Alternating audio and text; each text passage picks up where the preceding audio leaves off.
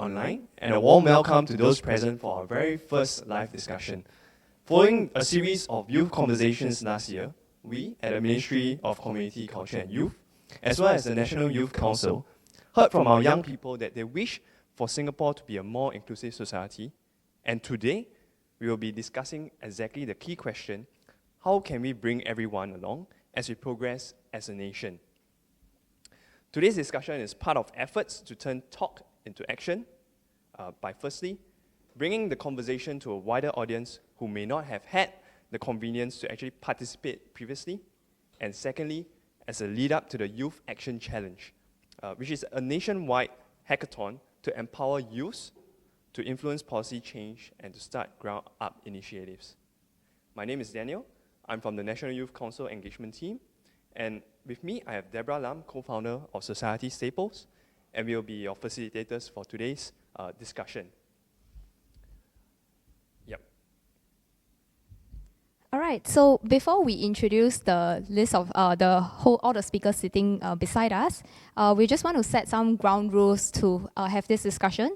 So we want this to be a safe space, to have a very robust discussion that will take place probably in the next 2 hours or so. And there are just a couple of things to take note of. So number one is please criticize ideas. In fact, we welcome that, but do not direct your criticism to individuals. The second one is especially for the speakers over here, because there's only one mic. So if you do wish to speak, then please wait until the mic is in your hands before you start talking so that everyone is able to hear you. And the very last one is Daniel would actually be, interjecting with comments from the audience. So, as you're listening to all the, insights and opinions of our speakers, please feel free to just, put in your comments down so that, and, direct your questions if you have to any of these speakers, and, we will facilitate that entire flow.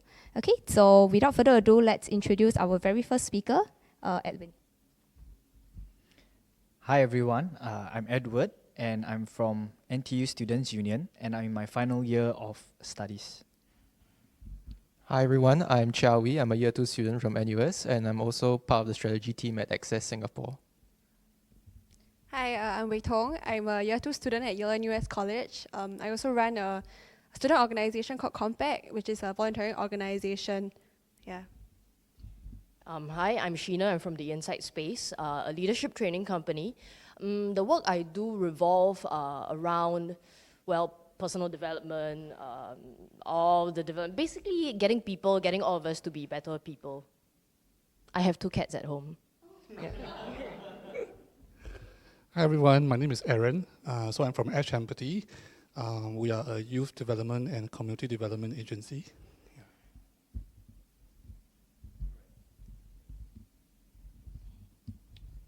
All right, so to kick things off, over the past year, we've done a series of youth conversations, and we've also polled some of our youths and speak to them on the ground. And we found out that actually 71% are concerned that in the pursuit of economic prosperity, society has forgotten the less fortunate and disadvantaged. So my question to you guys is, does that come as a surprise to you? Do you expect that figure actually to be much higher or actually much lower? And in fact, more than half of them also feel that social benefits will lead to a more equal society, prevent widespread poverty. Do you agree with that? And for those who are tuning in online, do let us know your thoughts as well on this question.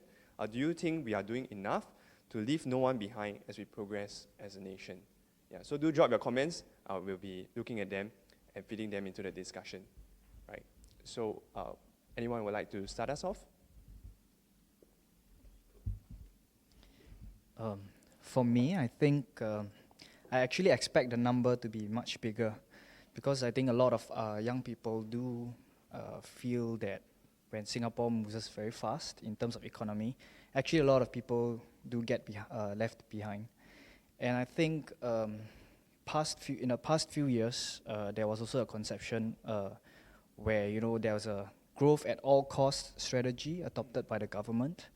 But I think in recent years, the government has also introduced more interventions, social benefits, to uplift those who have been left behind. But whether or not this is sufficient, of course, it is never sufficient because more can be done, not just from the government, but from, I think, a community level and individual level, which is why I'm really very impressed by our friend here, Chawi, who, together with his friends, started like a very meaningful organization to help peers. So I think it's really good that, you know, we encourage more of people to really start up organizations to help their peers. Thank you so much, Edward. So, like Edward, I do feel that this number, you know, I would have thought it would be maybe about 80%-ish. So, I guess it's really not about. I guess this is a different generation compared to our parents and our grandparents. We value different things, and these things have come up in, for example, the National Youth Survey, and we value things beyond economic growth. We value the intangibles. We value a caring, inclusive society, and one that carries everyone along. So I think that it is definitely not surprising to see such perception among young people. As a student, as a youth, as someone working in Access, I have encountered many who really put in their all to really champion social causes beyond what they see that has been done. So I'm very heartened by that, and I hope that there are young people who are watching this as well, who have been in these efforts, who can join us in our conversation too. Yeah, I think I'll just share according to my student organization's perspective. So I don't think that it's surprising, like 71%, above 50% is quite surprising, because like you can kind of see this from like the enrollment rate for my student organization. So it's generally quite high at the start of the year, and I feel like, especially for like freshmen that are coming into college, like they're very idealistic and they really believe in the cause of like community involvement and like reaching out to the more vulnerable communities.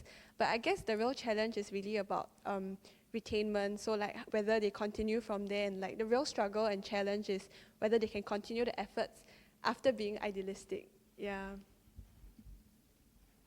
So we're going round and round and round. Okay.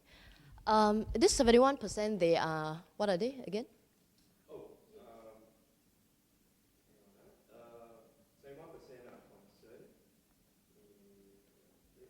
They're in the pursuit of economic prosperity. Society has forgotten the less fortunate. All right, so 71% are concerned for like people, for the underprivileged, that they may be left behind. Yes. Right, okay.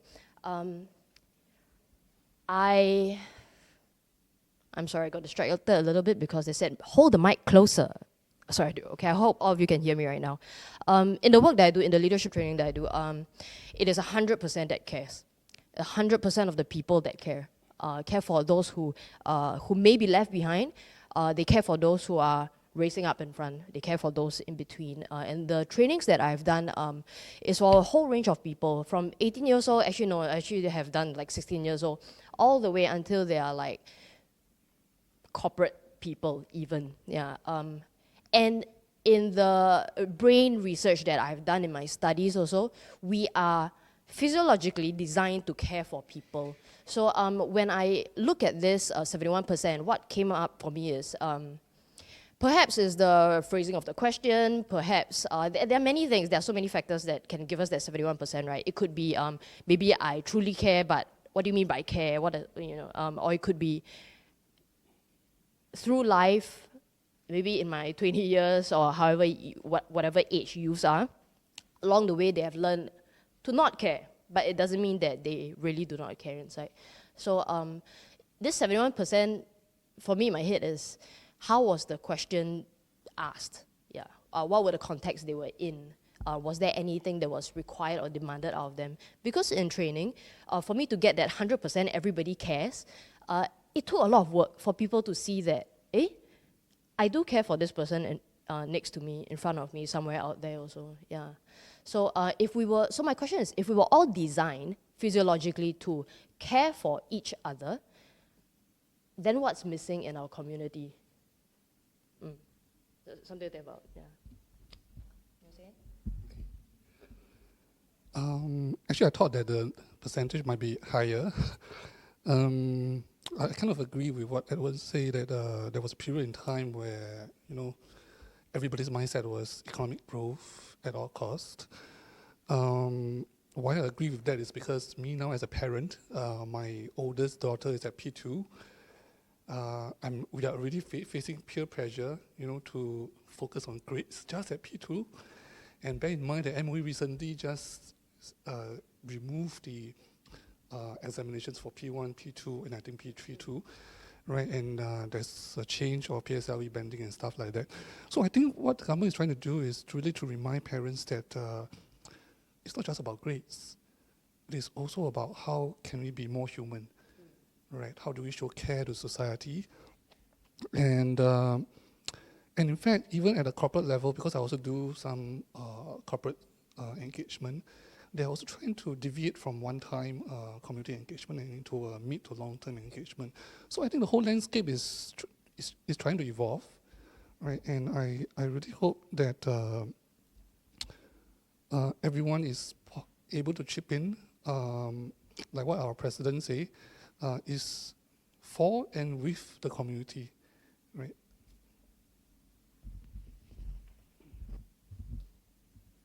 Okay, so I think we talk, quite a fair bit of all of us expecting that number to be higher. And, I think both Edward as well as Aaron, you have also mentioned, both of you agree that in a few years ago, there was this whole strategy about, let's just move forward in the pursuit of economic prosperity. So, but, I'm sure also that the government has been doing a lot in recent years to come up with, a whole host of interventions, cutting across all different areas and categories, whether you talk about education, you talk about, financial assistance, they're trying to, lower that whole barriers of entry. So the question really is, are current interventions enough? And, in your area of work or just perhaps even in some of your lived experiences, can you just share a little bit about, what is your experience that give you this perception of whether or not the current interventions is enough? Anyone would like to go first? Okay. Let me go in circles again. Okay, regarding the interventions, right? I think we need to look at interventions from two aspects, the physical and the non-physical aspect. I think the physical aspect, we can look at the monetary support, financial aid. Recently, they introduced increase in bursaries. So I think all these are good. But also, we cannot forget that there's the non-physical aspect, which is the social aspect, where people are left behind. And this is much more challenging to address because we are talking about how people are feeling, people-to-people interactions, because most of the time, when people feel excluded, is because of the interactions between people or the kind of opportunities that they fail to get. Speaking from personal experience, when I was in primary 1, because I came from a humble background and I was from a Chinese-speaking family, so when I went into school, I can see the difference because I was actually very shocked that a lot of my classmates could speak very good English, where I was struggling to understand. And eventually, a lot of these very well-spoken individuals actually end up on the gifted program. So what's left in my primary school were those, a lot of those were from those middle to lower income family. So I think there needs to be more strategies to tackle and see how we can continue to bridge this gap in terms of social, but not just financial aspects. Yeah, so I will speak more within the context of the work I do. So it's within the context of the about students in the education system and the idea of socio-economic inclusivity. So just some context. So Access Singapore, the organization I'm from, is a very new ground-up organization, and it seeks to provide students from traditionally underprivileged backgrounds with externship and mentorship opportunities to help them close that network and relationship gap that we have identified. So the general question on whether interventions are enough, I would say that there have been a lot of interventions which help students, underprivileged students, get by, not enough to help them get ahead. And getting ahead is actually what matters at the end of the day when we're talking about assessing opportunities for all, right? So what do I mean by getting by? Getting by can really be thought of as, there have been many policies to close achievement gaps, direct policies like bursaries, subsidies, or supplementary lessons and whatnot. But we at Access feel that, like I said, not enough policies for getting ahead. And if I zoom out a little and I take a look at, for example, a recent LinkedIn survey, which surveyed 11,000 respondents across the Asia Pacific, they felt that the second most important factor to getting ahead was having a strong professional network. And so echoing what Edward said, we feel that there are these social relationship gaps that Access seeks to plug. So I feel that for moving forward, we do hope to see more interventions of helping students get ahead, perhaps by connecting them with mentors, by immersing them in the desired industries they're interested in, helping them to plant the seeds of that networks of the future. Whether interventions are useful or not, in my opinion, it depends on the receiver also, largely on the receiver. I'm going to speak about responsibility over here.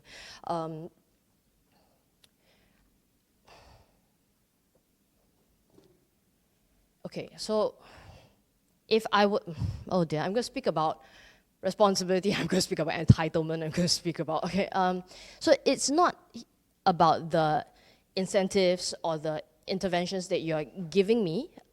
If I were to receive it in gratitude and if I were to receive it with responsibility for my own life, I will churn out a very different set of results as compared to, say, you give me and I'm going like, hey, hello, I'm I don't know, I'm underprivileged, you are supposed to be giving me this. If I come from a space of entitlement, it will never be enough. The things that you're giving me will never be enough. And as a result, I will end up depending on you to live my life for me. So if you were to, oh dear. Oh, if you, I'm trying to figure out what's a good way to say this. Okay, so I've heard this before. Like years back, many years ago, they did a test with primary 1 students. They did a little quiz. So the quiz says this, why should I not litter? You only got 2 options. The first option is because I don't litter because it's unhygienic. The second one is because I will not get fined. Our primary 1 students, most of them, guess what they ticked? I do not litter so that I don't get fined. Yeah. Over here, it is revealing. It's revealing for me the emotional state that they are coming from. They are not coming from a space of dignity, of honor, of respect, but they're coming from a space of fear. And what I'm trying to say is, if we were to pay attention to the conversations that people are having, say with regards to the government, government got give me this, I never give me this, we need to be able to identify the space that they're coming from. So if I'm coming from a space of gratitude, then I will require different needs from you versus if I'm coming from a space of entitlement, maybe I need to get a lesson on getting my ass together or something like this. Yeah. So just a quick share. My dad is a Singaporean. My stepmom is Thai. And they have 2 kids. My stepmom was on tourist pass for 18 years. So that means every few months you need to go back to Thailand and then come back here again and then go back to Thailand. So the kids are Singaporeans. For 18 years, she couldn't get a PR. Now, my dad is going like, the government, don't help. They are not very rich. Yeah, so they were really struggling to make ends meet. They're not giving enough, not giving enough. You every month give me $200. I take, but government, you still, yeah. But my stepmom, however, got $200, here's what we're going to do with it. She was coming from a space of gratitude, and because of that gratitude, she learned how to make use of it for the betterment of her family. She got her PR only recently. And my brother is like, 18 years later. Yeah. But through these 18 years, she has created so much, I don't know, she has provided so much for the family. Yeah, she at some point was the sole breadwinner for the family also on her tourist pass. Yeah. So I think being able to identify whether people are receiving it from a state of entitlement or gratitude makes a big difference as to how the interventions are being used. Oh, that said, I think we have very little education in terms of having people build that discernment. In our youth and in everyone. Yeah. We don't litter because we don't want to be fined, right? Okay. Well, so the question is, are the current intervention enough, right? I think for me, I feel it's very subjective. It really depends on individual. How well informed are they about the policies, grants, and things like that, and how do they utilize it, right? I share with you one personal experience I have with a caregiver. So she is a parent. She's a mom of a visually impaired child, and she's from Japan. So very interestingly, I thought that she will actually go back to Japan and so-called leave her job that she's currently now in Singapore. So because I thought that Japan being a more advanced country, it means that it's more inclusive, the interventions are better than Singapore. But actually her reply really surprised me because she said that no, she felt that in Singapore it's more inclusive than in Japan. And the rehabilitation program is so much better than what she could find back home. So that really surprised me, and that is from a foreigner's perspective. Right. So sometimes I think maybe as Singaporeans we really take things for granted. There probably is quite a lot of intervention, it's just that either we are not well informed or we take it for granted. Yeah. And another thing about intervention for the social sector, because I travel around the region to do community projects, a lot of countries around the region envy Singapore. They say that, wow, being a charity, there's so much support and grants from the government or even from companies, because companies need to do CSR and sometimes they need to give donations in that sense. So actually I feel that there is enough policies to support intervention. Yeah, probably it's just that how do we build the ecosystem whereby there could be more partnership involved, right? Because for community development, especially for example like low income, single moms, it's not just about job, and neither is it just about money. It could be about emotions. It could be about that living environment. So there is a lot of factors, and probably that's also the reason why it is so hard to get out of poverty, right? And for me, I feel that to be inclusive, or rather to have inclusive growth for everybody, we need to support each other. It's not just about money and time, right? So I think that just on the earlier question is how do we care? Yeah, so I think it's mental support, emotional, and sometimes it's maybe even providing them with a new environment. Yeah.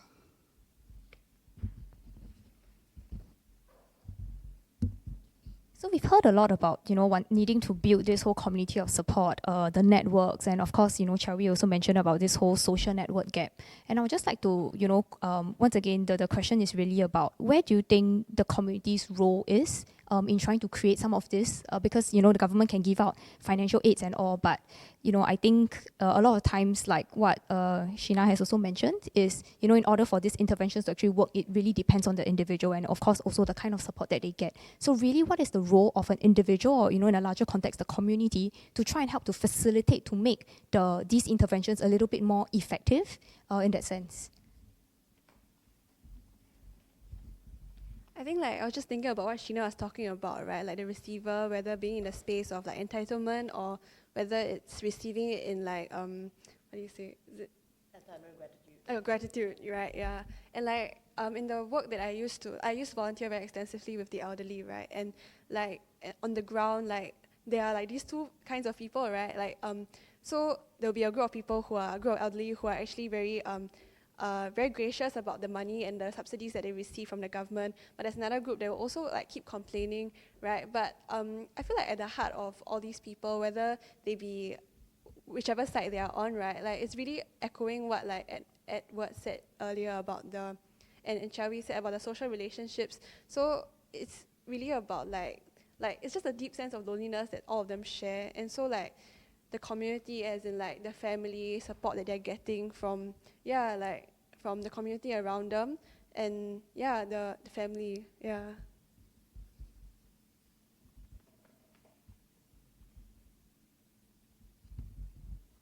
I'm holding because nobody wants to hold it. What was your question? Or what's the role of the community? So, community, I think it's important to bring up that when we speak about community, we're speaking about the role of every individual. Because if we just blanket community, then nobody takes any responsibility, right? Like we, okay. So if we talk about the individual, if I'm the receiver of certain, I don't know, grants or whatsoever that the government is giving me or whoever is giving me, I need to learn to take responsibility for my life. Yeah. I need to go, okay, fine, this is the little I have, this is the lot that I have. Actually, it doesn't matter you poor or you rich, it doesn't matter. But learn to take responsibility for your own life. And it is important, not because it takes the weight off somebody else, it's important because I learn to grow in character. Because things like resilience is built upon responsibility. And if it's resilience that I need to tide through my life, then there's no way I can be, hey, come on, you do something for my life. Yeah, I'm trying to be resilient here. I can't. Resilience is built upon responsibility. So as a receiver, I think I need to learn to have that conversation that I'm responsible for myself and for the people around me. Now that's it. If I am the giver, so let's say if I'm the government, I will sound like a bad guy, right? If I go, hey, I give you $200 a month, Adi. Can you take responsibility for your life, please? Of course it's not going to work because that is coming from a space of, again, entitlement, if you can catch it. Yeah. But if the question is how can the giver have that conversation of the person, the receiver needing to take responsibility, at the same time have the person feel loved and supported at the same time. I think it is the approach that you were talking about. You know, is this invisible emotions, invisible narrative that really is having a stronghold on people right now. Yeah. So when people go, hey, I feel like you're not giving me enough, but are they really saying things like, I don't feel honored? I feel like the things that I can't do in life, I have no dignity in my life already. Yeah, I have no purpose, I can't. What are they really saying? And the things that we're giving them, are those things really addressing these conversations that they have inside that they can't even articulate or they may not even be aware of? Yeah.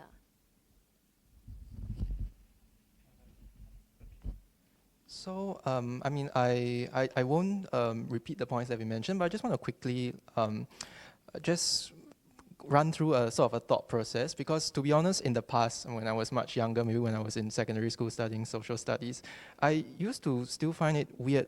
We learn government, community, individual, 3 factors.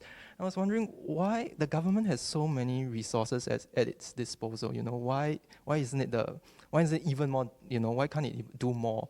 But as I grew older, and in fact, as I became more active in what I do in Access and whatnot, I came to realize that at least in the area of tackling inequality, no matter how much public resources the government gives to the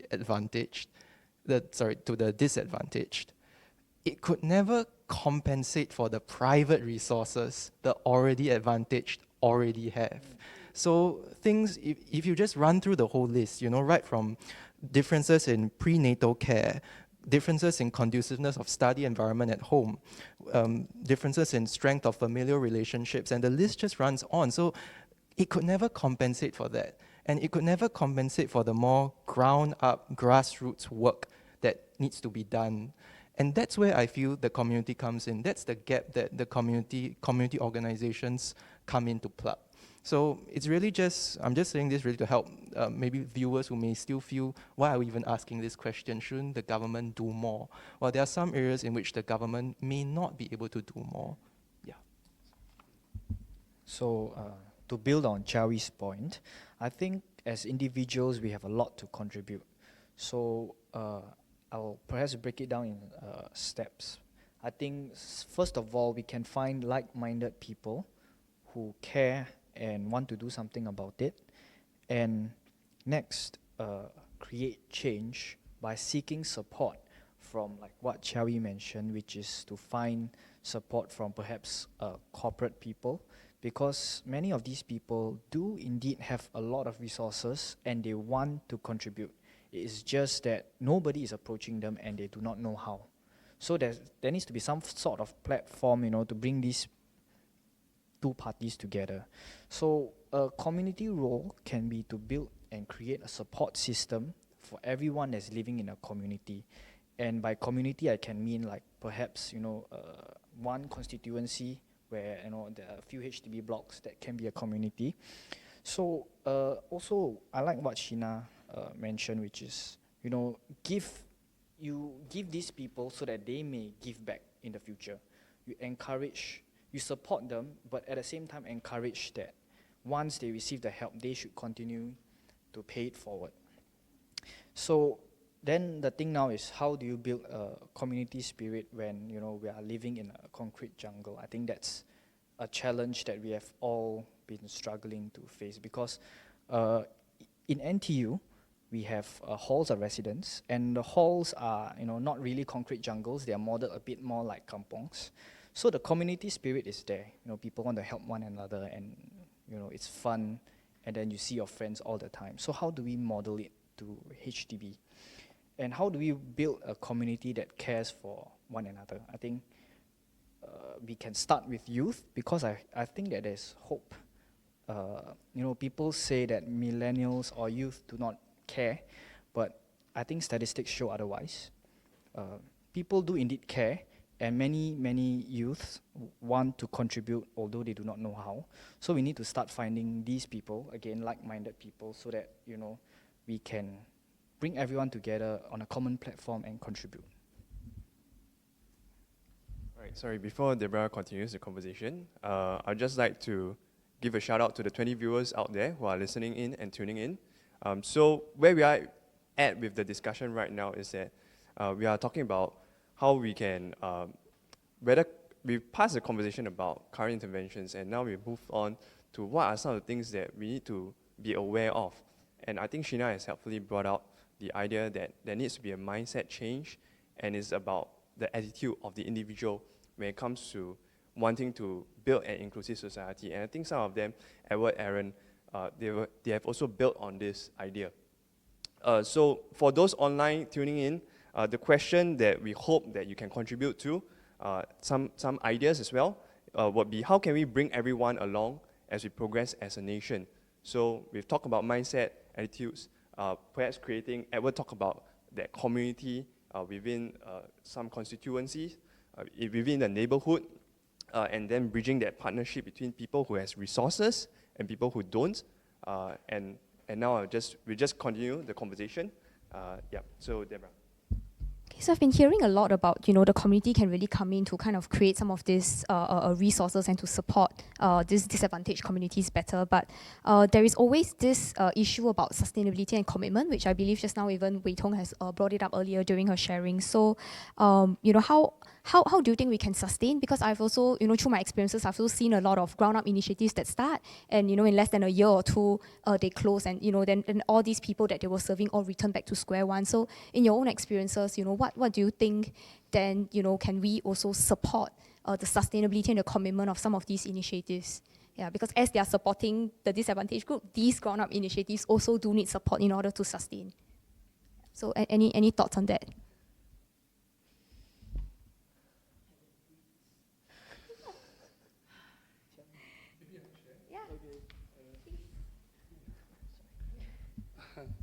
Okay, so I think, a few keywords that strike me, sustainability, role of community. I think in my own opinion, I think if we talk about the role of community, we probably need to talk about what is the role of the privileged community. I think the role of the privileged community should be less judgmental, more understanding, and there should be more interaction between the privileged and the underprivileged. Right. Why I share all this is because the single moms that I interact with, the visually impaired that I interact with, there are still people who question the single mom. How come she has 6 kids when she's staying in rented flats and she knows that money is not enough, food is not enough, right? And for the visually impaired, she has tunnel vision, but she doesn't, she's not the typical blind person where she wear a black color specs. She don't really use the white qian, and people will tell her that, are you sure you can't see? Don't act as if you are blind, right? So there's a lot of this kind of judgmental stuff still in out there. As for the underprivileged, I think they themselves, they need to take responsibility also. So if there is a role model within the underprivileged community, right, I think the role model should step up and to show the rest that it is possible, for example, to, get out of poverty and to graduate with a good cert and to contribute back to the family. Why I share this is, again, back to the point about sustainability. Very true enough, actually, all of us, students, working adults, we are busy chasing grades and the corporate ladders, that is for sure, right? And then we do community projects or CSR only in probably, I would say probably certain months of the year, right? And then the project closes. But what about the community? Right, they still need support, right? So isn't it better if we could empower the community and let them drive the project themselves? Right, we transfer the responsibility back to them, right? So I have a few friends who are ex-inmates.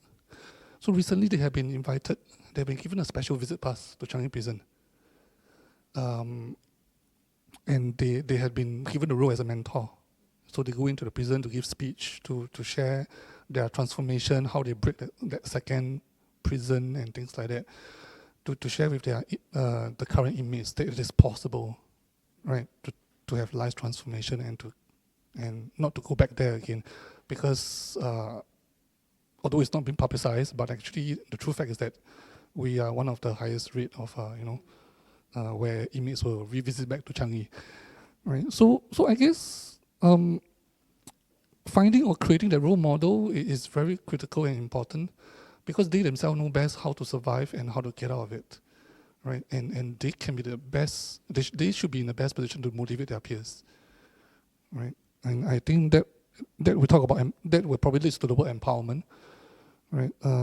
So for community, it's really about empowerment, how to transfer the project back to them, and how to make sure that it is sustainable. So all the resources, we should pump it towards them if they don't know how to find, right? Yep. So, in my perspective, I think sustainability and commitment is a general issue that is faced across many initiatives and bodies.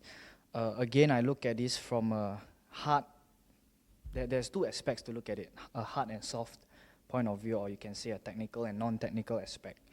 I think to keep sustainability and commitment, first, in the technical aspect, you need proper frameworks. You need proper systems to ensure that this initiative lives on. I think, many people, as times goes by, sometimes people have different commitments. You might get married, get a new job, have a child, and you cannot devote time, or you might not, as time goes by, you might not care as much because there are other things to do. So how then do you continue? Is of course through recruitment, through new blood. So these things are incorporated in your system so that in the long run, there's already a framework that is in place and people just have to follow the framework. And then things continue in the long run. I think in the soft aspect, it's always about the person, the individual, the character. When you want to start something, you have to be responsible about it. You have to take ownership of what you want to do, and of course, together with your friends, you need to see it through whether or not you fail or you succeed. So that's, in my opinion, very important, and bringing these two aspects together, you can ensure sustainability and commitment to the project. So I think I'll just add a very quick point, because Access, like I mentioned, is a very new ground-up organization. So to viewers who may be thinking of starting their own ground-up organizations, I would just say that it is important to manage how fast you are scaling up, because you don't want to scale up too quickly. You want to make sure that you're going at a pace that's comfortable with your resources, your volunteers, your manpower. So, for example, in Access, that is why we are actually having a second pilot run at the end of the year, rather than, say, having just one pilot full launch immediately. We're having a second pilot run. So, and also, I guess to people who may be interested in starting their new ground organizations, volunteering ground-up organization management is not immune from the usual success failure, like what Edward has mentioned just now. You may fail, but just get up and try again. That's just the way it is. Yeah. Okay, so I think our speakers have shared quite a bit about, how can you continue and sustain your initiative. So that's definitely a good point for, all you viewers or interested participants who want to take part in the Youth Action Challenge. It's definitely something to think about. You do not want your initiative to just, fall flat after running it for a few months, but you definitely want it to sustain. And I think just now, so both Aaron and Sheena brought up good points about, so Aaron mentioned a little bit about this judgment mindset of a privileged community, and Sheena also talked about this entitlement mindset, right, that some of these disadvantaged communities may have, and it's really about, the empowerment of the individual. So I think the question right now is really, this seems to be quite a culture type of thing that we already have in Singapore. So, definitely if we want to, move towards inclusion, we really need to start to dissect some of these things and, to really start leveling the playing field. And how do you think we can begin to start doing this in that sense of trying to shift people's mindsets?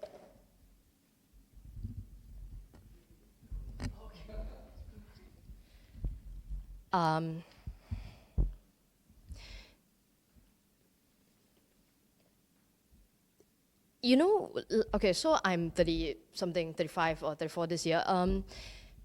When I was maybe 15, I don't see this sign.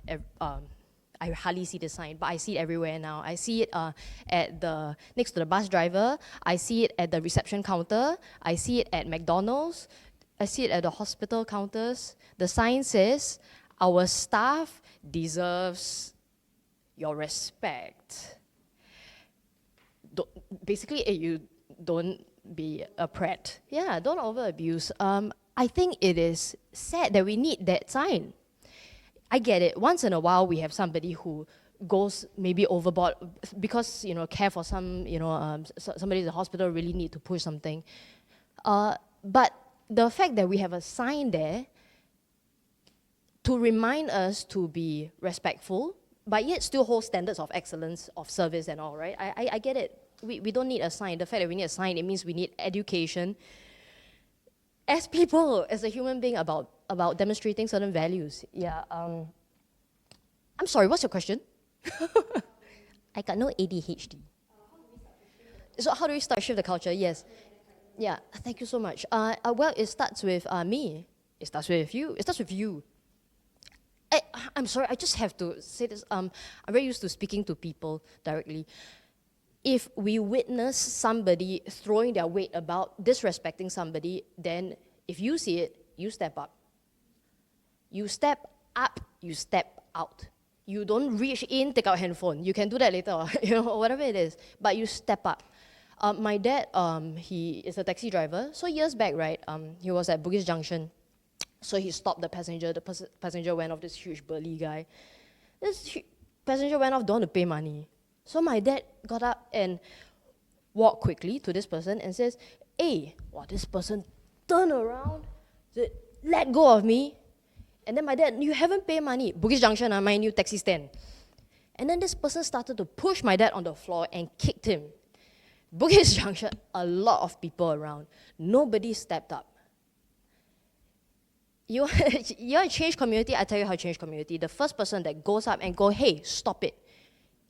Or go, "I'm calling the police," or even protect, or whatever it is. You start changing the mind of other people around. It's how the brain works. You can go and read out about oxytocin. Oxytocin is the thing that gets us sustaining as people. In my opinion, I think that's how it sustains businesses and ground-ups also.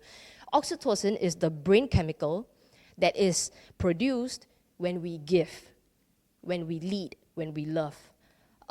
So if you ask me, and that requires only one person to love. That one person demonstrates that love and care. Love is not fluffy, by the way. Love is that, no, don't do that. Yeah. For one person to step up, the rest who are observing, our levels of oxytocin goes up also. Which means when one person is giving, the rest of us are inclined to give. That's how we are physiologically made. So if you ask me, I think how to change community, one person step up, and my question is, why not you? I'm dead serious here, man. Why not you? Because your one act, you can be walking, you're asking like, hey, how do we ensure that people don't get left behind? Well, if you're walking along and you see somebody sitting there crying or like sobbing, if your heart is inclined, saying that somebody is hurt, somebody is in need, then do something. Because the people who are watching will automatically be inclined to give as a result of witnessing also. Yeah. Thank you. No, I really like Sheena's point because I actually really see this being exercised in my school community. So like the environmental sustainability group in my school is really, really strong. So there are like many groups of individuals who are actually stepping up to like become vegan or like to cut down their waste very actively. Yeah, and so like just witnessing all these individual actions spring up in the school community has really like spread a collective action, and it's really been very inspiring to see all this individual action happening, and yeah, just witnessing them living out their lives according to what they preach is really inspiring for everyone around. Yeah, so it could apply to this context as well when individuals actually step up and enact change to the community. I feel like as long as people start doing that, it will become like the next big thing, right? And then people will actually latch onto the idea and actually start the movement. Yeah. Oh, that's it. Of course, we don't want, discernment. Again, discernment. I can be going like, I am making a stand right now. I say this group deserves, you don't deserve. When I talk about standing up, demonstrating love, it's to make sure that everybody wins. Nobody is compromised. Yeah. Thank you. Yep.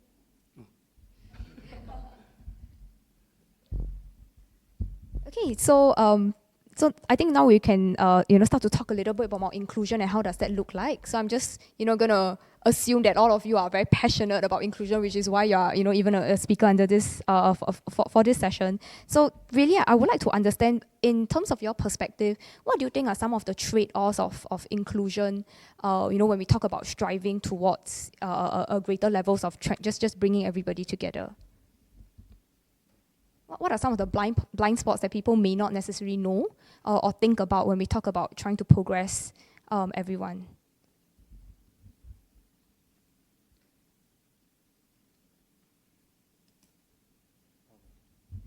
Perhaps I'll just share. I think so.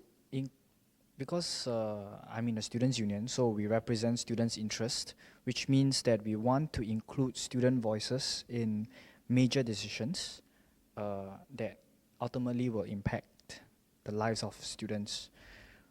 But through the process of inclusion, what is the trade-off, right? To me, the trade-off is time. Are you willing to take time to include people into your lives, into your environment, into your decision? So I think this point speaks for itself. Are you willing to take time to perhaps slow down growth so that people can grow together? I think that is something that we need to think about. Or is there perhaps another way so that we do not compromise time, yet we can include people? Yeah. Wow, while you're talking about time, I actually wrote it down on my notes. So I share about my personal experience for the last about 3 months. Right, I was a bit tied up setting up a cafe just outside NTU. Right, yes. So my cafe has 2 visually impaired staff. Yes, and a lot of time is really spent to understand them and to keep tweaking the operation. So we keep going back and forth just for a very simple operation. But it is because we wanted to include them, and we need to make sure that things are simple for them and safe for them to operate. Because cafe is in it. Because for them, 2 of them, they work in the kitchen. So kitchen has knives, has cooker and things like that, right?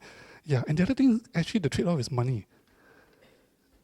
Because in order for me to hire them, I need to buy additional equipments or acquire additional technologies, which a normal cafe would not actually need, right? Because they are visually impaired, so they need to have equipments that can talk, right? Or they need more automation, which actually maybe some cafe doesn't need that kind of automation. So actually for me, more time and actually more money is invested in, right, for inclusion to happen. Yeah. I do think before we speak about inclusion, we need to talk about what is the purpose of this getting people included. Are we trying to get people included, or are we trying to make people feel included? So I'm going to give an example. So right here, we have like 7. Okay, 7 of us. But in this room right now, the viewers, you all don't see this, we have over 20 people in this room. And the bulk of the work are actually not done by 5 of us here, but by this 20 plus people that you cannot see. But does it mean that they are not included? Or, what constitutes inclusion? I sometimes wonder if the word inclusion is something that we should be, the concept of inclusion, is it something that we should be looking at? Versus, say, for example, giving honor to the people who are in this room, are in Singapore, using their gifts. I mean, I sit here, okay, we get limelight. I tell you, the light very bright also. Yeah, I mean, we use our gifts, our gifts here. But the people behind, we cannot do things that they have done for us.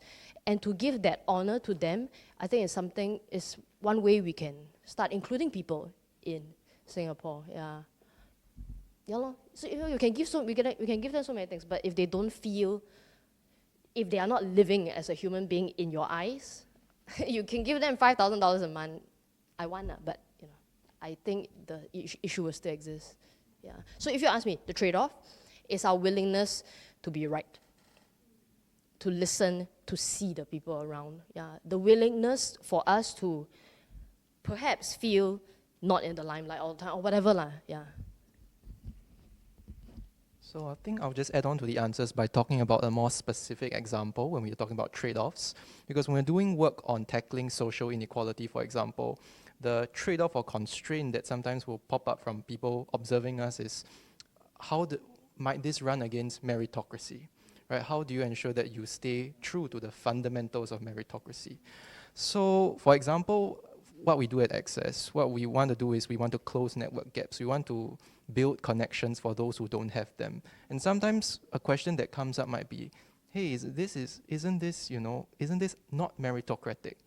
But in fact, we see it as all we are doing is we're trying to correct for the social equities at the bottom and close the network gap so that in the end, people can truly compete based on merit when that advantage starts to shrink.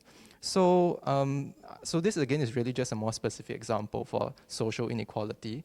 But I think it also inspires us to think more generally also about when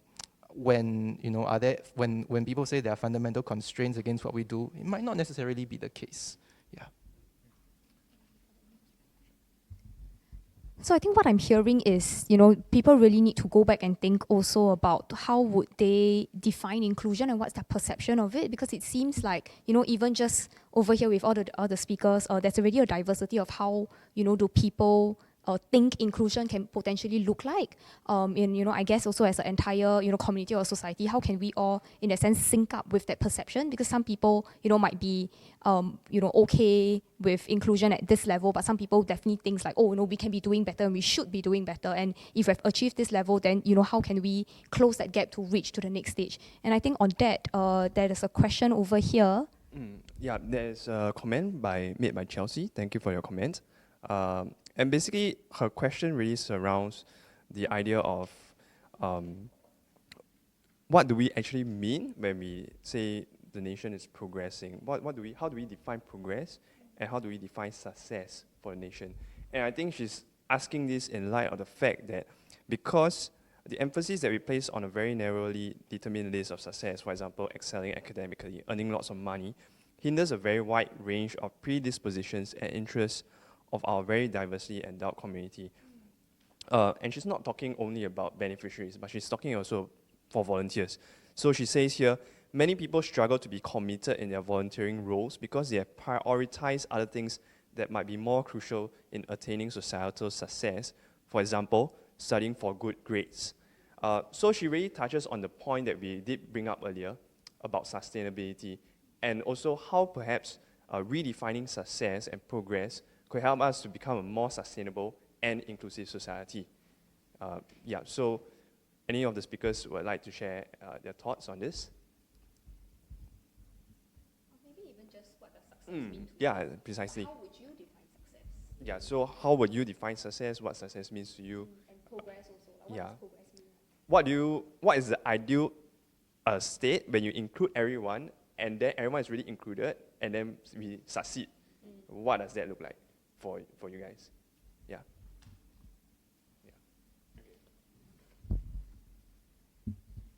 I think at least in school, it's a very common narrative to see that people are chasing after like career development instead of like more like social sector, like volunteering opportunities, right? And because all these things don't really build your resume as like going for a case competition does, yeah. So yeah, you can really see the turnout difference in all these events, yeah. And yeah, just echoing what Chelsea said about redefining prosperity and our ideas of success, right?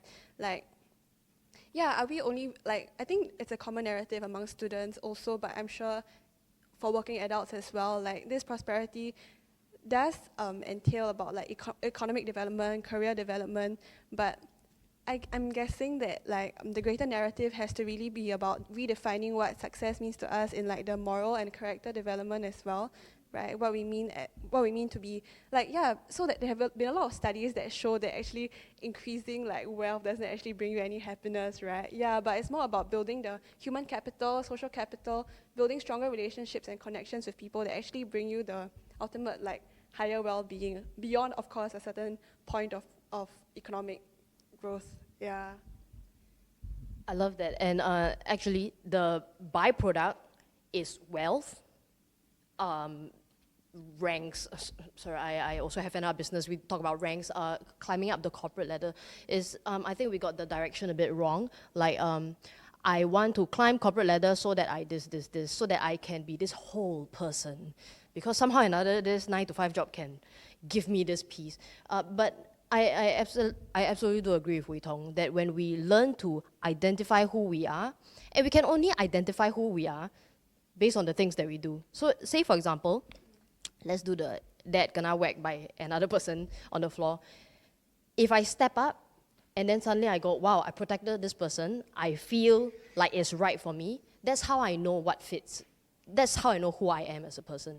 If I step back and then at the end everything's over, and I go back and I go, shit, I wish I did something. It's revealing to me who I am as a person, what I am about. Yeah, and when I start demonstrating things according to who I am, the wealth will naturally come in, the cars and the whatever. A great family will naturally fall into place. But those things need to be the byproduct, not the first thing that we are going for.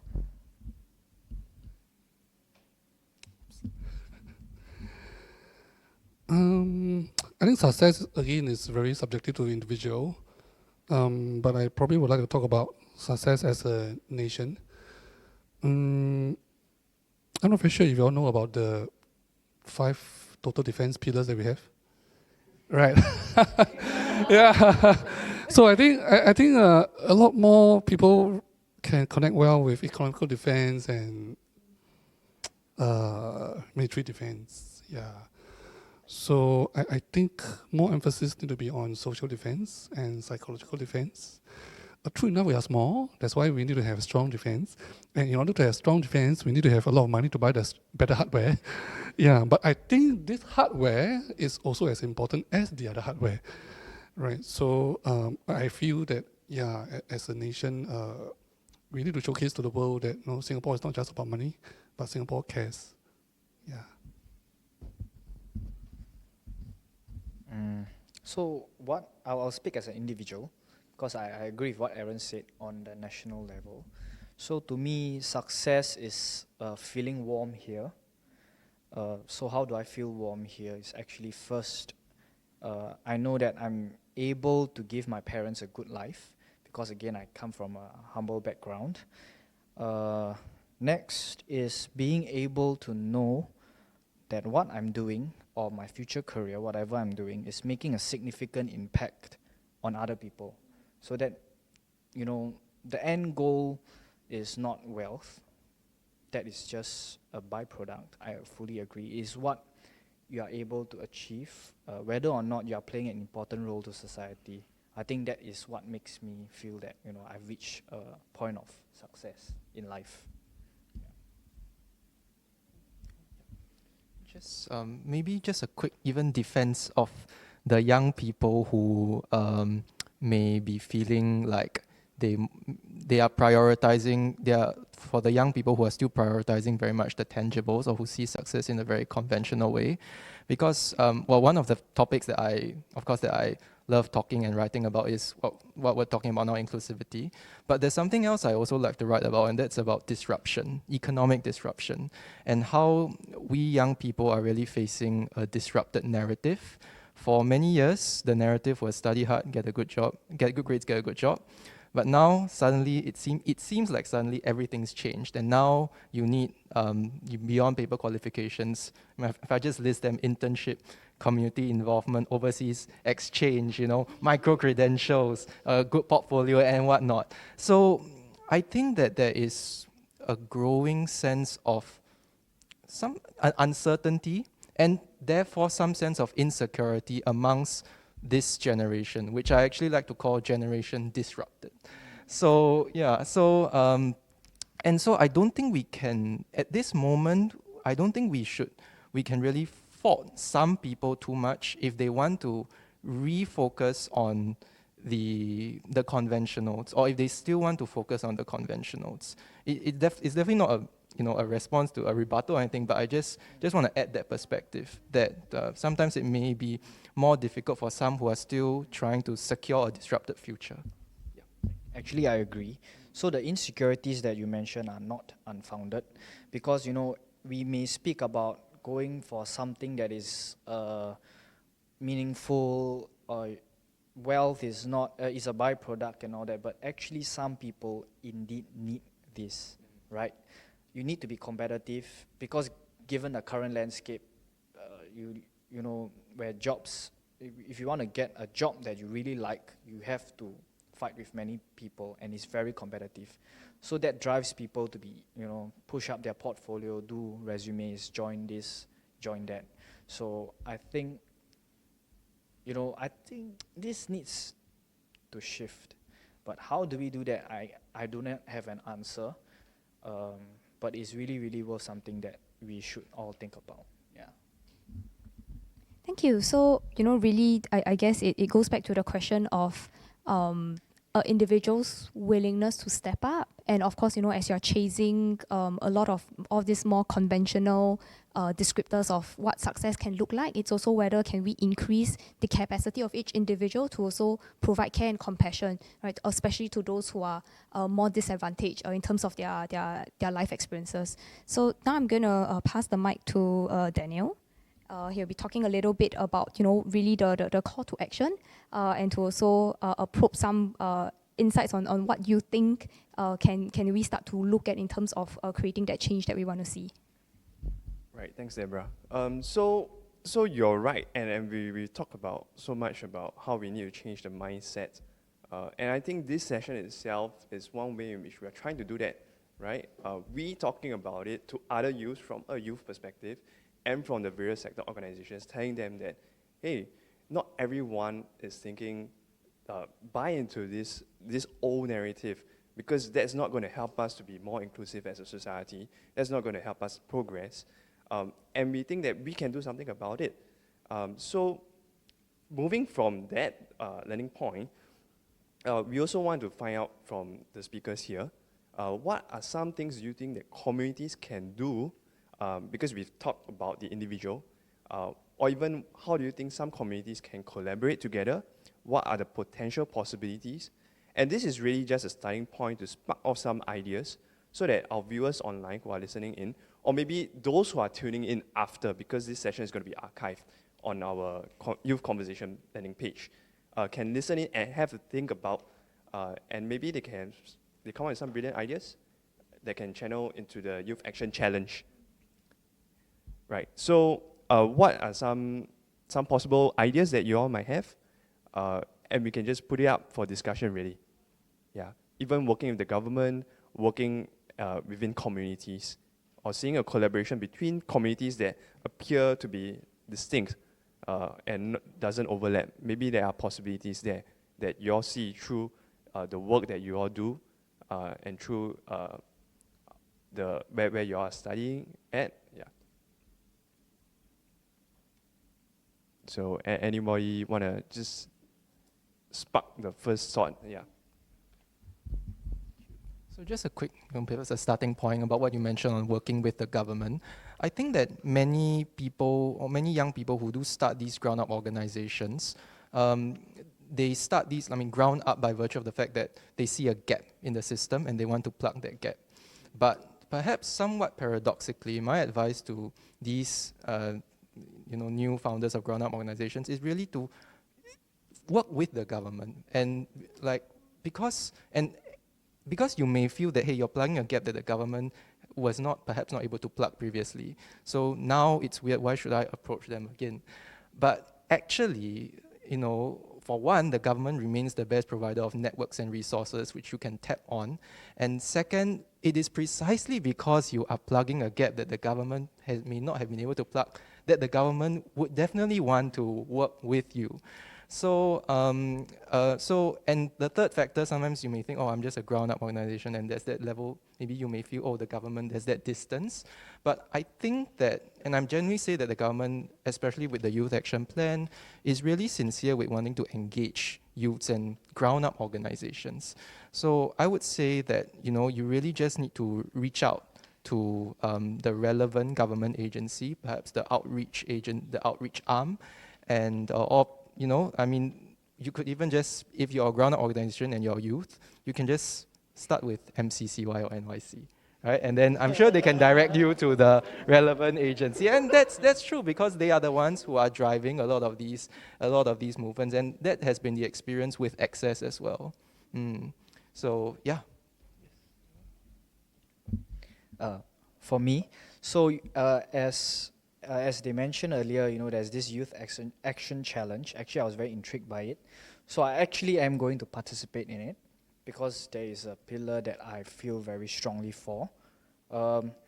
So I think I mentioned the steps earlier in our earlier conversation on how communities can come together and do their part.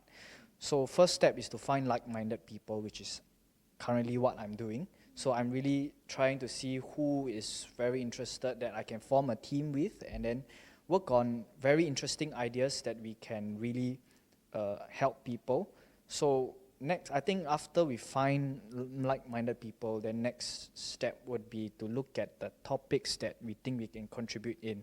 Maybe it can be helping SMEs in some ways to internationalize, or it could helping people to upskill and find better jobs in their careers. And of course, most importantly, next step would be for me to look for an area that I can test bed my ideas. Find someone that's willing to support and allow you to use their ideas in that space so that you can see whether or not your ideas are successful, whether or not they're impactful and significant. So that is the thought process that I'm currently having. So I hope that this would be useful for those who potentially would want to join this platform as well, because it's a very good platform for you to really contribute, at the same time meet people who are also very passionate about making a change. Yeah.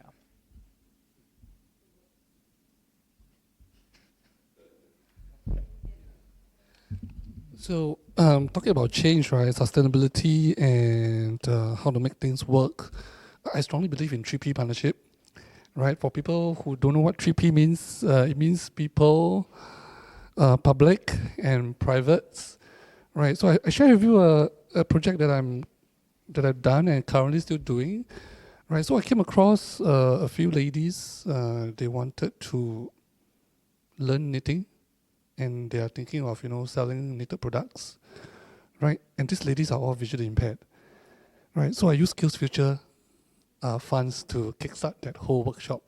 So we did the Train the Trainers program. So now currently there is about 4 ladies who knows how to knit, and then I approached a corporate.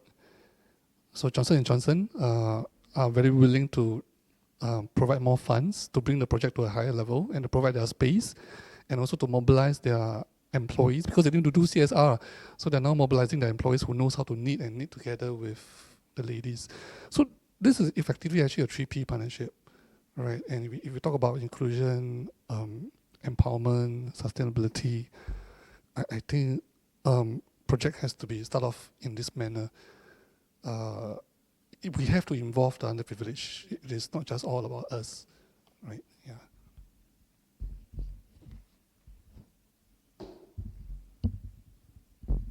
All right.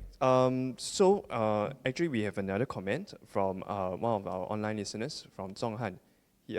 So as we are talking about the call to action and how can we come up with solutions and ideas to actually become an inclusive society, I guess the question we also need to answer is actually, what does an inclusive society look like for you guys?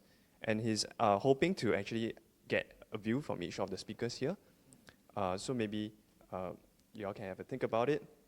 So the question again is, what does an inclusive society look like to you?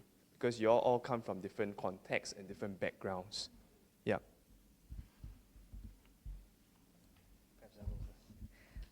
So what does an inclusive society looks like to me is actually remembering that there are certain groups of minorities that exist, and because only if you remember, then you will include them. That's how I look at it. So it's very important to know they exist, and when you want to make any decisions or participate in anything that is related to society, you should remember that these groups exist. So I guess I'll just give a quick one-liner. I feel that an inclusive society is one where no one gets left behind and where everyone has an opportunities to get ahead. Yeah.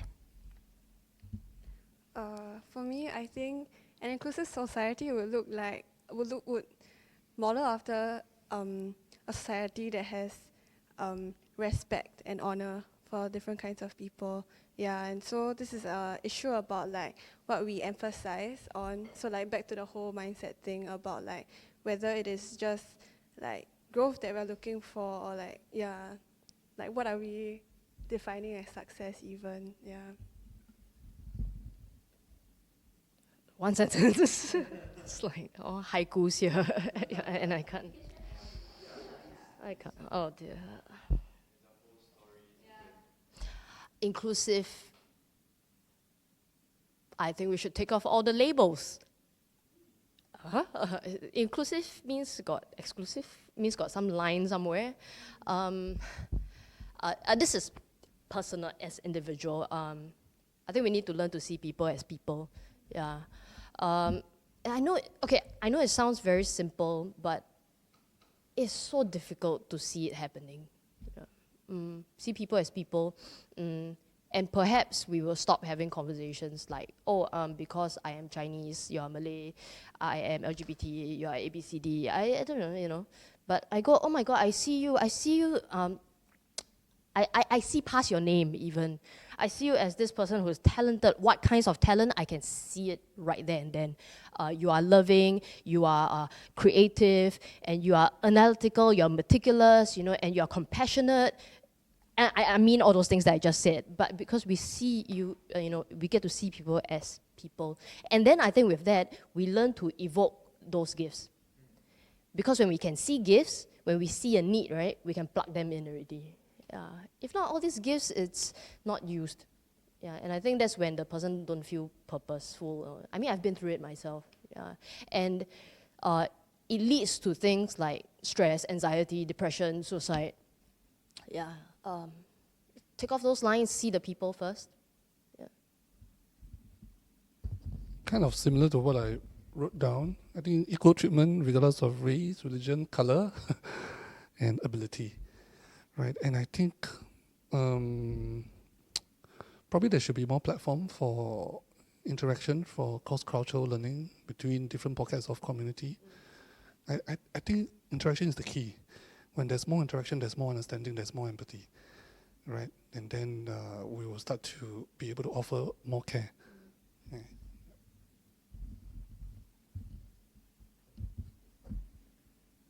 Yeah, thanks for sharing your views on what inclusiveness could look like. Yeah, we just want to close off this round of discussion with just one last simple question. What would be one thing you would change if you could do it to make Singapore more inclusive? Yeah, if there's just one thing and you could just make that change right now, what's that one thing? I mean, of course, your inclusivity, yeah, la, equality straight away, yeah. But as in that really, people can actually latch on and actually build on those ideas. And actually, maybe people with the resources out there who are listening in can actually, hey, that's a good idea. And I have the resources, because we're talking, earlier on we talked about matching resources as well. Yeah, so airing your views now will be helpful as well. Yeah.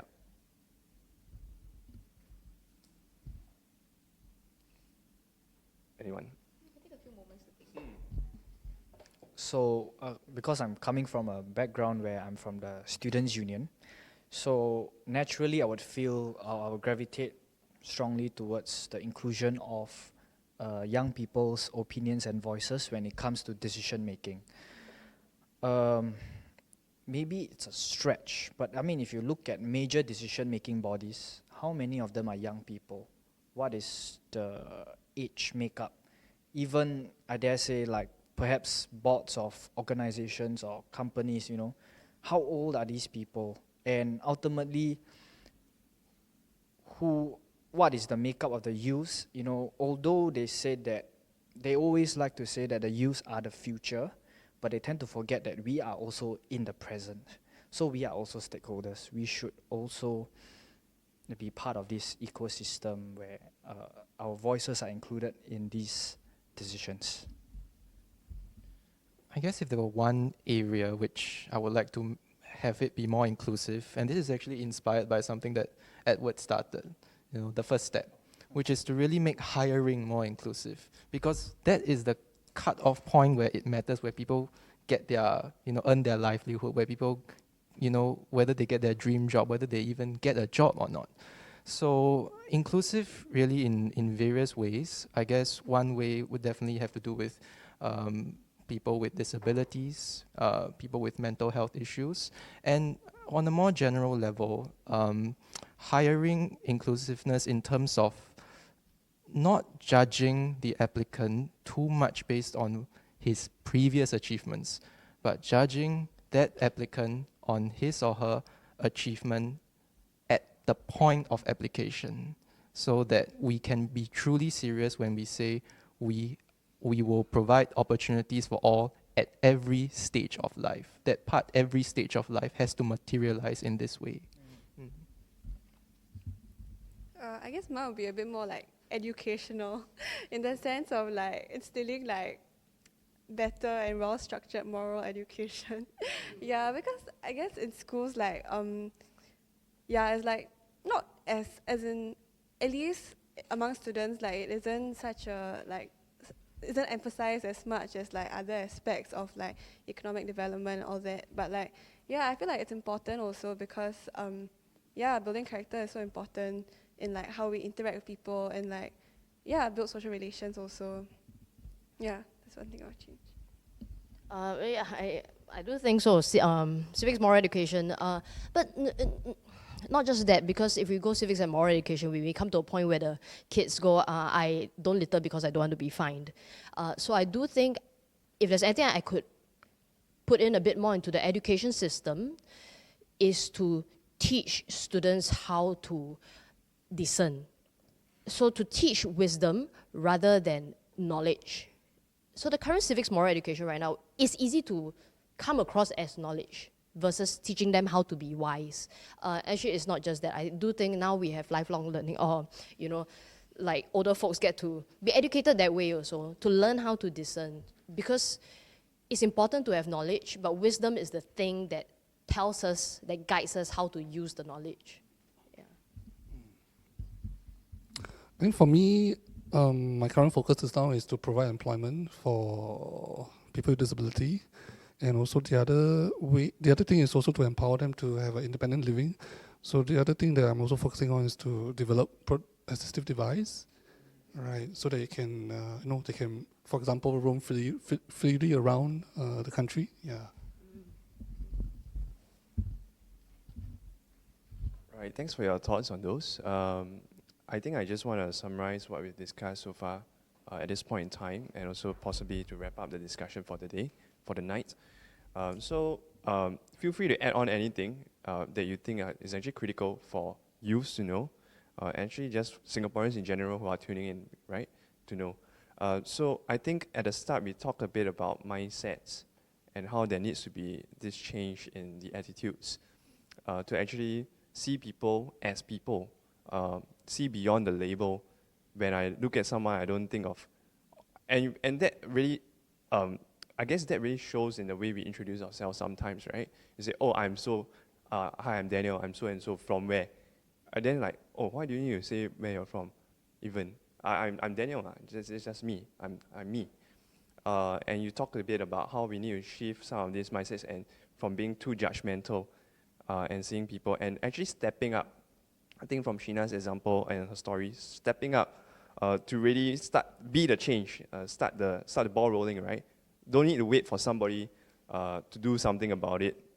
Why don't I do something about it? I am the citizen of this country, and I'm caring for my own citizens, so why don't I do something about it? And then we talk about whether some of the current interventions are sufficient, and we talk about possible partnerships. We talk about resources and ownership. So we recognize that there's a disparity between ownership of certain projects and actually resources do not always reside with us.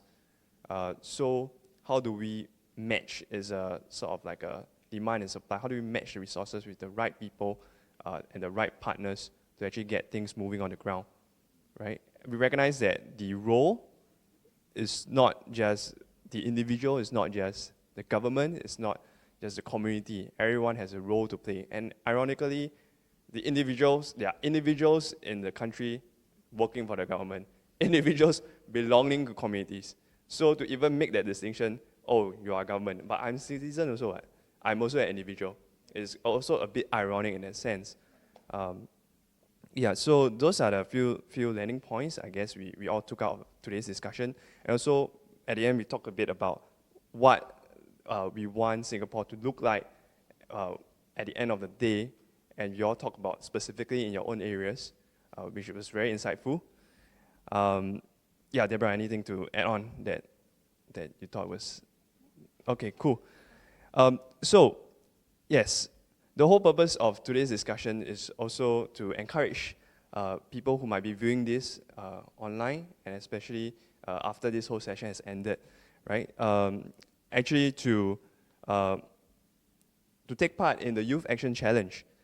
Following tonight's session, part of our commitment at NYC is really to see that the insights from today's and past engagements are given to the relevant agencies and actually taken into serious consideration when designing policies and interventions. I think we've heard a lot about, youth not being able to really influence policies. And this is one of the platforms that we're trying to enhance and amplify the youth voice into policy making. In fact, as part of that commitment, we started a Youth Action Challenge. So what is the Youth Action Challenge? Just very briefly, it's exactly intended to extend up to $50,000 to support ground-up initiatives. And it's not just throwing money at people, right? It's about journeying together by providing guidance of experienced mentors and industry professionals to actually help youths turn their ideas into reality. I don't know about you, but to know that there's strong support for youths, I myself being a youth, and actually to say that, there's actually a possibility that we can have a strong influence over policies and initiatives. It really sounds really exciting to me. So do find out more at the links on the event page, or simply Google Youth Action Challenge. The first session for what we've talked about, which is on inclusiveness and social issues, is actually happening really soon on 21st September. So be sure to sign up for that session, right? Once again, thank you for all the speakers who have come down, taken the time on a Friday night, right, to actually share your different perspectives. Thanks to our online listeners, and to those who have been open and willing to share their thoughts.